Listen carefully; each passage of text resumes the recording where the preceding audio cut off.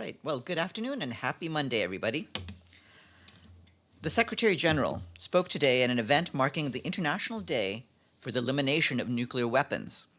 He warned that decades after the fall of the Berlin Wall, we can hear once again the rattling of nuclear sabres. The era of nuclear blackmail must end, he said. The idea that any country could fight and win a nuclear war is deranged. Any use of a nuclear weapon would incite a humanitarian Armageddon. The Secretary General urges all states to use every avenue of dialogue, diplomacy, and negotiation to ease tensions, reduce risk, and eliminate the nuclear threat.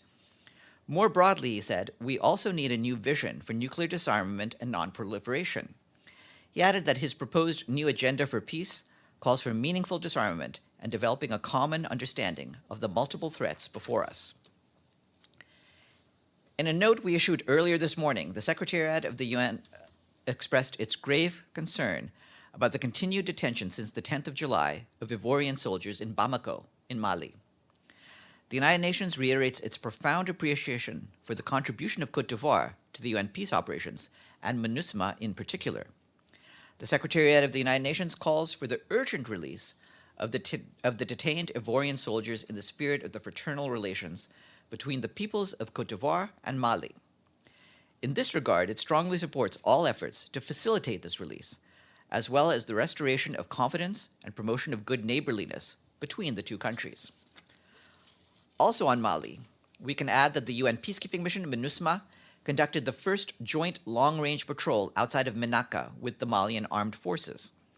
The aim was to deter a recent escalation of violence by terrorist armed groups in the northern region, which has resulted in significant civilian deaths and displacement.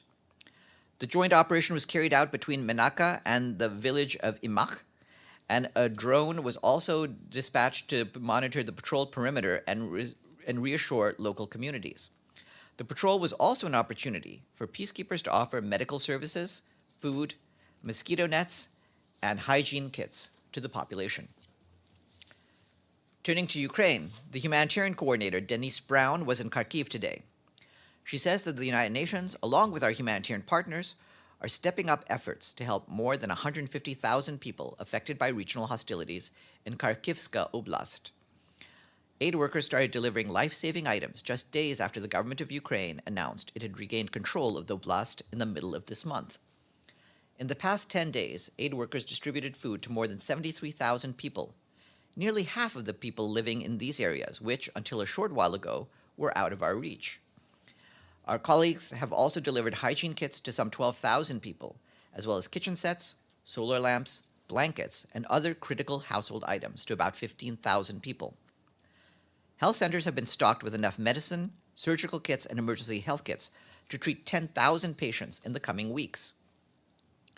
The Humanitarian Coordinator met with local organizations and volunteers and noted that there is a dire humanitarian situation in the oblast. She visited some cities that are back under government control and saw the level of destruction of civilian infrastructure, including homes, schools, and hospitals. The humanitarian community is working closely with national and local authorities, as well as with volunteer groups, to expand assistance even further and help people who have endured the horrors of 7 months of war without adequate access to vital items. In the Philippines, tropical cyclone Noru intensified over the weekend and became a super typhoon. It made landfall yesterday in Quezon Province, east of the capital, Manila. The government is leading response efforts, and clearing operations have already begun in affected areas. We have expressed our readiness to support the response, and in close consultation with local and national authorities, we have started joint assessments. This marks one of the fastest rapid intensifications of a tropical cyclone ever recorded in the Pacific Basin. Authorities say that more than 2,400 families were preemptively evacuated, and it is estimated that some 16,000 hectares of agricultural areas have been damaged. After passing the Philippines, the storm is expected to continue east and make landfall in central Vietnam in the next 48 hours. We and our partners are already in touch with authorities there to offer support as needed. Heavy rain is expected in Cambodia and northern Thailand. This afternoon at 3 p.m., the Security Council will hold a meeting on Haiti. Expected briefers are the Special Representative of the Secretary General for Haiti and head of the UN Integrated Office in Haiti, Helen Lalim, World Food Program Deputy Executive Director Valerie Guarneri, and the Executive Director of the UN Office on Drugs and Crime, Ghada Fatiwali. Geir Peterson, the Special Envoy for Syria, said yesterday that it is devastating that dozens died after a boat sank off the Syrian coast, men, women, children, and the elderly among the victims. He added his voice to those sending condolences for this tragic loss of life, many Syrians reported among the dead. Mr. Peterson said that these deaths could have been avoided. We must urgently do more to address the root causes of these movements, including the conflict in Syria and the economic crisis in Lebanon, and to protect the most vulnerable so that they are not compelled to make such difficult choices, he said. And we also have a joint statement from the UN Refugee Agency, the International Organization for Migration, and the UN Relief and Works Agency, calling on coastal states to increase efforts to build up their capacity to provide search and rescue services and to work to ensure predictability in identifying safe places of disembarkation. I have an update from Cuba, where our UN team on the ground, led by the resident coordinator Consuelo Vidal Bruce, took part in the consultation process to make reforms to the country's family code. Almost 75% of Cubans voted yesterday in a referendum to decide on changes which address the diversity and plurality of the Cuban families, promote affection and solidarity as key social values, and strengthen the protection of rights for children, adolescents, victims of violence, the elderly, people with disabilities, LGBTQI+, and other vulnerable groups. The reforms also approve marriage equality, surrogate pregnancies, and tackle gender-based violence, among other issues.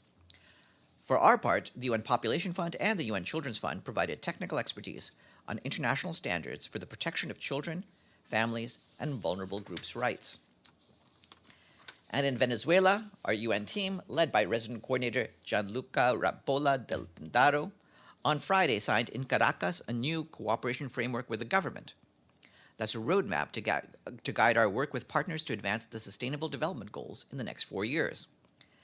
In particular, it will focus on boosting access to health and education, transforming to an environmentally sustainable economy, and promoting social inclusion with respect for human rights, gender equality, and the prevention of different types of violence.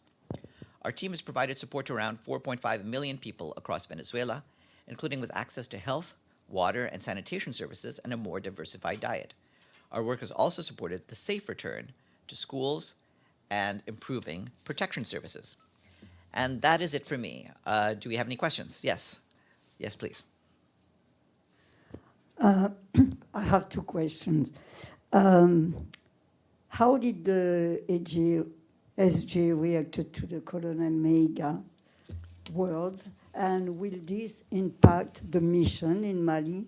And my second question is, did the DSG mention the death of Mahsa Amini when he met with the Iranian president, and is he worried about the situation going on there? Regarding the question of Mahsa Amini and the situation, I believe we pointed out that the Secretary General did bring up human rights concerns when he spoke with the president. And of course, our concerns on the situation in Iran continue, and we continue to follow the protests there very closely. And I would like to point out as well, by the way, on that the Acting High Commissioner for Human Rights did call last week for a prompt, impartial, and effective investigation by an independent, competent authority into Mahsa Amini's death. Regarding the speech by Mr. Maiga, I wouldn't have any comment. Of course, member states are free to express their views at the General Assembly plenary, and many of them do so. We continue to pursue an effective relationship with the authorities in Mali, even given the concerns that we've expressed in recent months. And as I read to you just now, in fact, the UN mission there, MINUSMA, was in fact conducting a joint long-range patrol near Menaka just now. But the people on the field, the people on the mission, are saying that it's very difficult, and it becomes every day more difficult to do their job. So why are you saying that something different when they're saying that it's not true?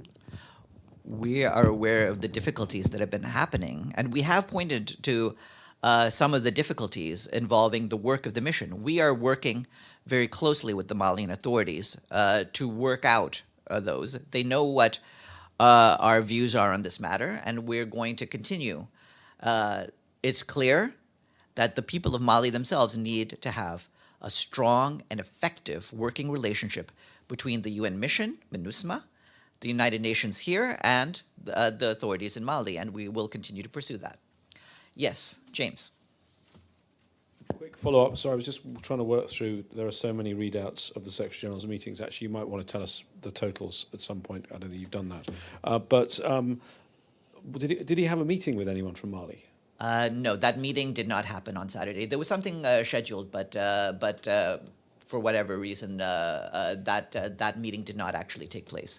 We'll try to give a complete record of the readouts. To be honest, we're going to have more readouts for you today. I believe in the next, once I'm out of this meeting, we'll probably send you a readout on the Gambia, for example, because he just met with President Adama Barrow, and so there are more meetings happening now. In the next day, hopefully we'll be able to give you more complete numbers of how many speeches were given at the General Assembly and how many bilateral meetings were conducted here. One of the meetings I know he did have was with the Foreign Minister of Haiti, and this afternoon the Security Council will be meeting with regard to Haiti and the gang violence there. What is the message from the Secretary General? Well, the Secretary General has made clear his concerns about the need to deal with gang violence, and indeed today, Ulrika Richardson, who is the resident and humanitarian coordinator, made very clear the effect that this violence is having. What she said is that lives are being lost in Haiti because hospitals are unable to access fuel. And she said that if the situation continues, life-saving services risk coming to a standstill, including for the many of the people who need it most, such as pregnant women, newborns, children, and other people who are suffering from trauma. The US is possibly proposing a resolution. What does the Secretary General feel that the Security Council could do at this very difficult time for the country? Well, hold on one second. I wasn't stalling for time. I was just thirsty then. The Secretary General wants to make sure that the members of the Security Council are aware of how serious it is in terms of our ability to function and provide the sort of services that the people of Haiti need from us. Of course, how they respond to it, what proposals they're willing to agree to is up to the members of the Security Council, but it's clear that we need to get the situation of violence under control. Otherwise, there's going to be a huge surge in suffering in Haiti. Yes, please. Hello, I'm Natalie Lutsenko. I'm Ukrainian correspondent, and I'm a part of Doug Hammarskjöld Fellowship here. I have two questions, and two is regarding Ukraine. First one, Ukraine is calling for an urgent meeting of the UN Security Council on Russia's so-called referendums on the occupied Ukrainian territories. Will it happen tomorrow, like definitely? And I mean, is there any other ways to push on Russia except just, accusations and concernings? Because as we see, nothing happened. I mean, nothing prevent them and nothing stopped them from these referendums, so-called referendums, to be happen. And another, maybe I will ask you another one later. On the first one, it's not for me to confirm the schedule of the Security Council. Ultimately, that's up to the Council presidency. It is clear that a meeting is being considered for tomorrow. If that were to take place, we would expect to be able to provide a briefer for the Security Council meeting. Beyond that, regarding the standpoint of the United Nations on the referenda, the Secretary General was very clear. He, in fact, spoke to the Security Council last Thursday at their ministerial level meeting, and he made clear that the annexation of a state's territory by another state, resulting from the threat or use of force, would be a violation of the principles of the Charter and of general international law. Thank you. And another one is that Ukrainian Prosecutor General Andriy Kostin, that have been in New York also, he announced that the Office of the UN Secretary General Special Representatives on Sexual Violence in Conflicts will be opened in Kyiv. Do you have any additional information about the dates? Yes. Not at this stage. They'll start their work once they have an announcement that they're prepared to begin with their work. We'll let you know at that point. Yes, please. Kurosh Ziabari, Dag Hammarskjöld Fellow and Asia Times correspondent from Iran. On the situation in Iran, again, another question.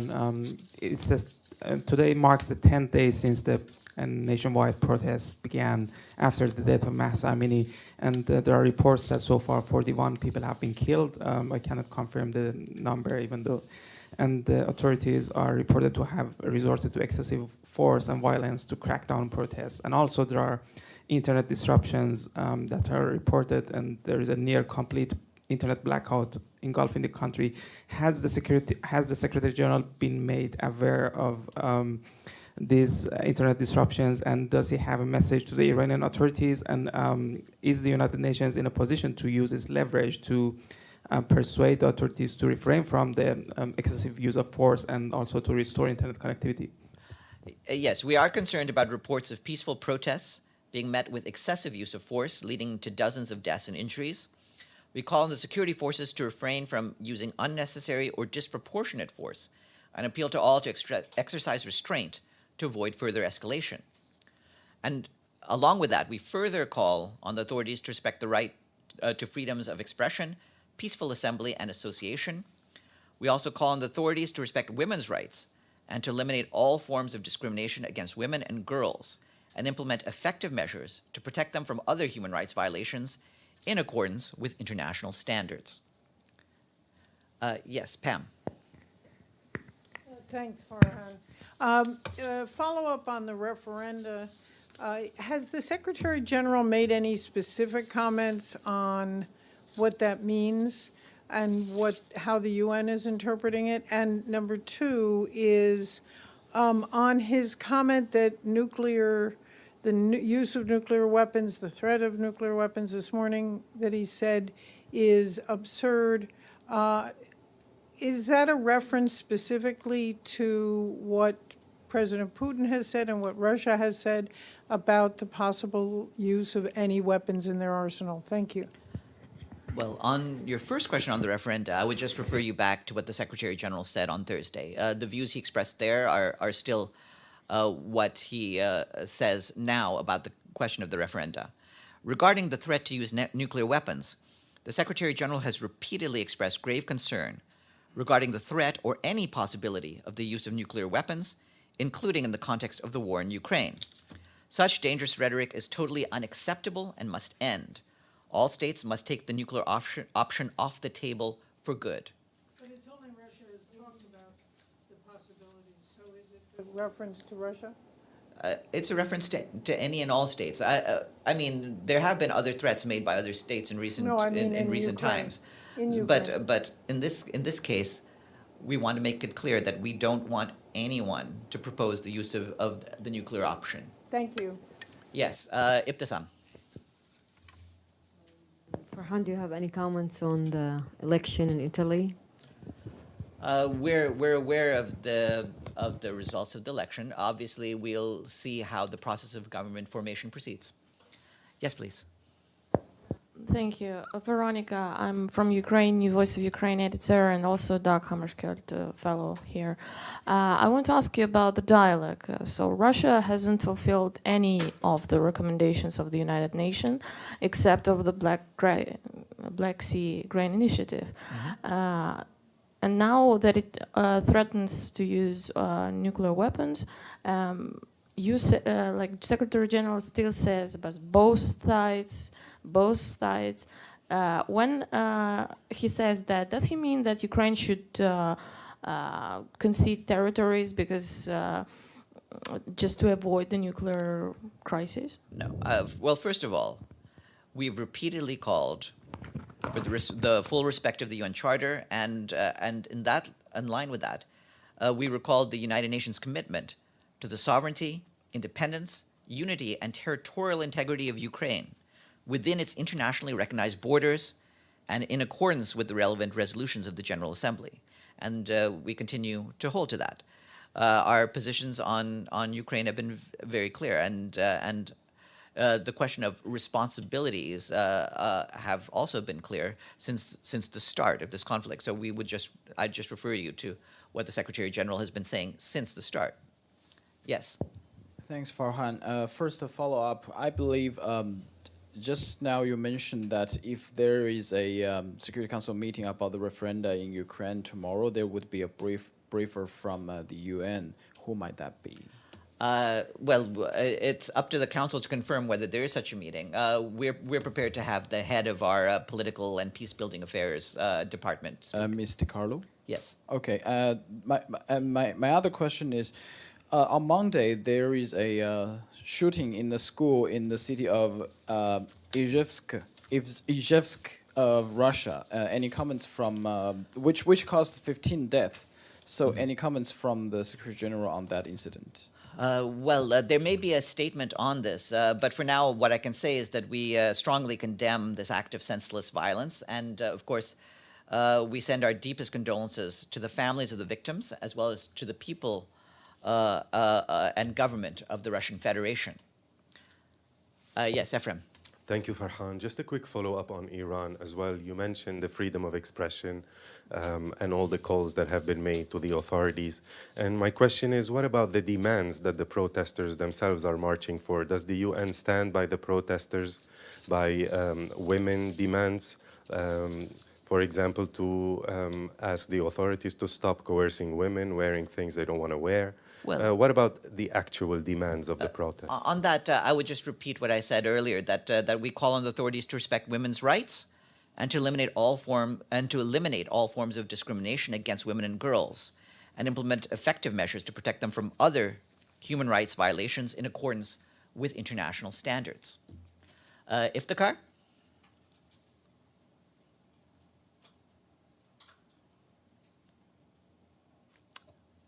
Thank you, Farhan.